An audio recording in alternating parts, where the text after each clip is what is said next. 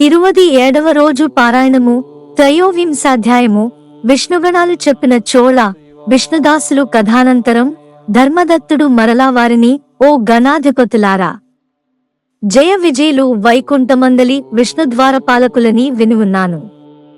వారటువంటి పుణ్యం చేసుకొనడం వలన విష్ణుస్వరూపులై అంతటి స్థానాన్ని పొందారో తెలియజేయండి అని అడగడంతో ఆ గణాధిపతులు చెప్పనారంభించాడు.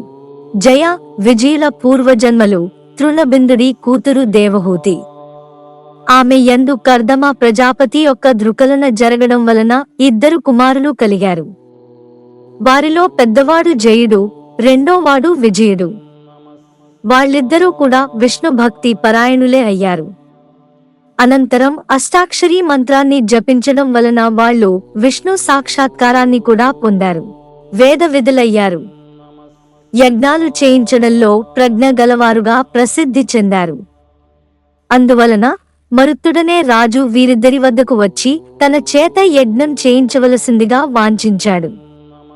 అన్నదమ్ములిద్దరూ కలిసి వెళ్లి ఒకరు బ్రహ్మ, మరొకరు యాజకులుగా ఉండి ఆ యజ్ఞాన్ని దిగ్విజయంగా నెరవేర్చారు. సంతుష్టుడైన మరుత్తు వారికి అగణితమైన దక్షిణలనిచ్చాడు.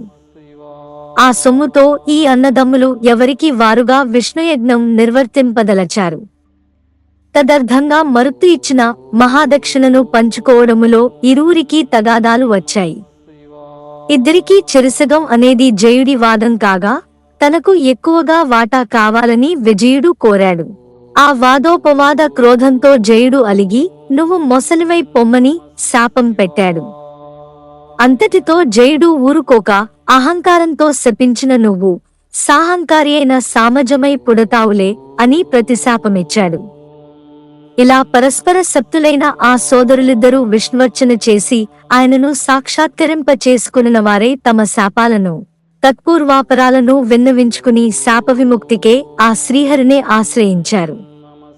హే భగవాన్, నీకింతటి చేరువ భక్తులమైన మేము మొసలిగాను ఏనుగుగాను పుట్టడం చాలా ఘోరమైన విషయం.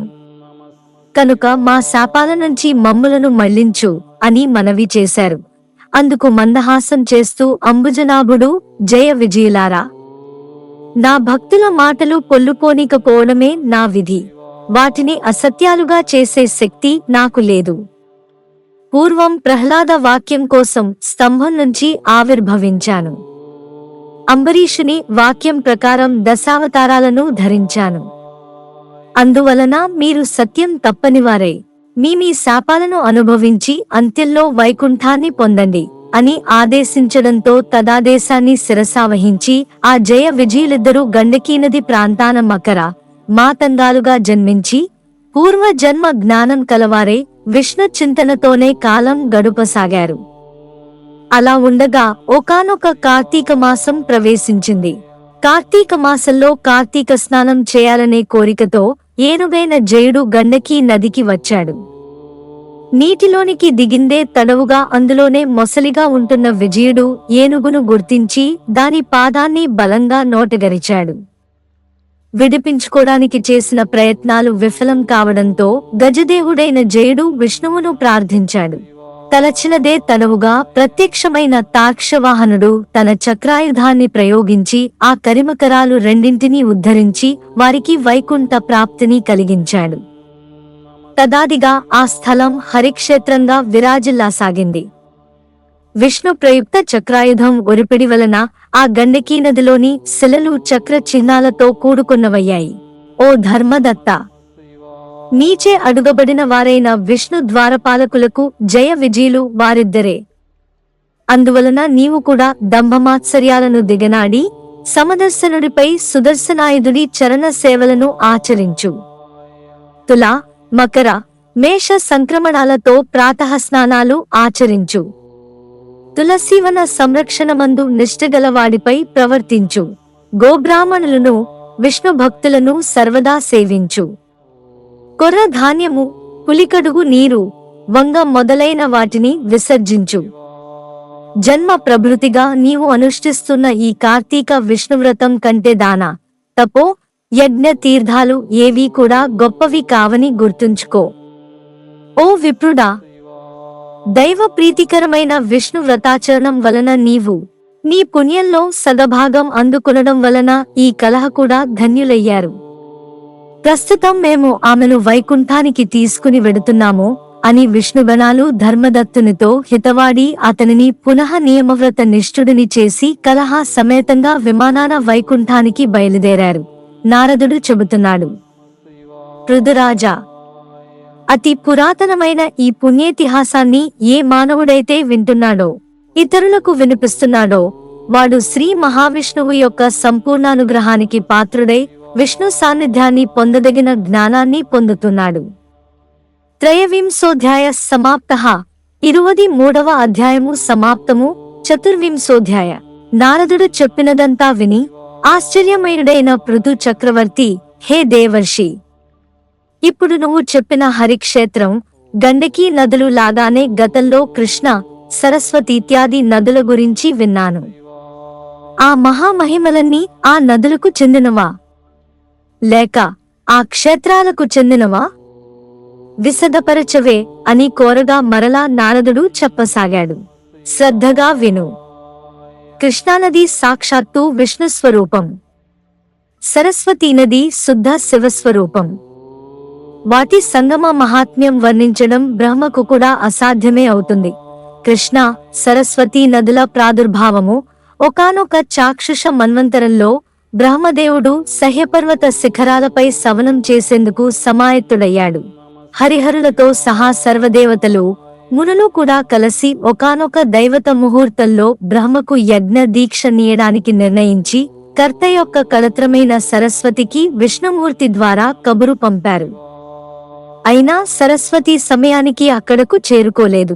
దీక్షా ముహూర్తం అతిక్రమించరాదనే నియమం వలన భృగు మహర్షి, హే విష్ణు, సరస్వతి ఎందుకు రాలేదో తెలియదు, ముహూర్తం దాటిపోతోంది, ఇప్పుడేమిటి గతి అని ప్రశ్నించడంతో శ్రీహరి చిరునవ్వు నవ్వుతూ, సరస్వతి రాణి పక్షంలో బ్రహ్మకు మరియొక భార్య అయిన గాయత్రి దీక్షాపతిగా విధించండి అని సలహా ఇచ్చాడు.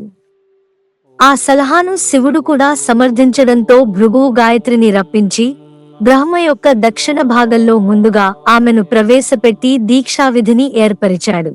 ఆ విధంగా ఋషులందరూ కలిసి హరిహరుల సమక్షంలో బ్రహ్మకు దీక్షనీయడం పూర్తి చేయగానే అక్కడకు సరస్వతి చేరుకుంది.